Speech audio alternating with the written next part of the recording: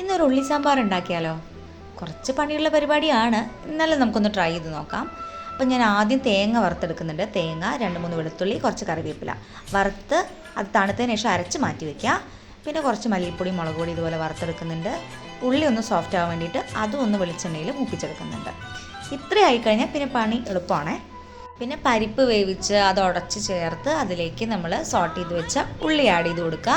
ഇതിൻ്റെ ഒപ്പം തന്നെ മല്ലിപ്പൊടി, മുളക് പൊടി വറുത്തതും ആഡ് ചെയ്ത് കൊടുത്ത് നന്നായി ഇളക്കി ആവശ്യത്തിന് വെള്ളം ഒഴിക്കുക. ഒരുപാട് വെള്ളം പറഞ്ഞ് 1 കപ്പേ ചേർത്തിട്ടുള്ളൂ. പിന്നെ ആവശ്യത്തിന് ഉപ്പ്, 1 സ്പൂൺ മഞ്ഞൾപ്പൊടി, 1 തക്കാളിയും കൂടെ ഞാൻ ചേർത്ത് അടച്ച് വെച്ച് വേവിക്കുന്നുണ്ട് കേട്ടോ. അത് കഴിഞ്ഞ് നന്നായി വെന്ത് വരുമ്പോൾ കുറച്ച് സാമ്പാർ പൊടി കൂടി പോരുത്, അപ്പോൾ നോർമൽ സാമ്പാറിന് ടേസ്റ്റ് ആവും. അപ്പം കുറച്ച് സാമ്പാർ പൊടി ആഡ് ചെയ്ത് നന്നായി തിളച്ച് വരുമ്പോൾ നമ്മൾ വറുത്ത് അരച്ച് മാറ്റി വെച്ച തേങ്ങ ആഡ് ചെയ്ത് കൊടുക്കുക.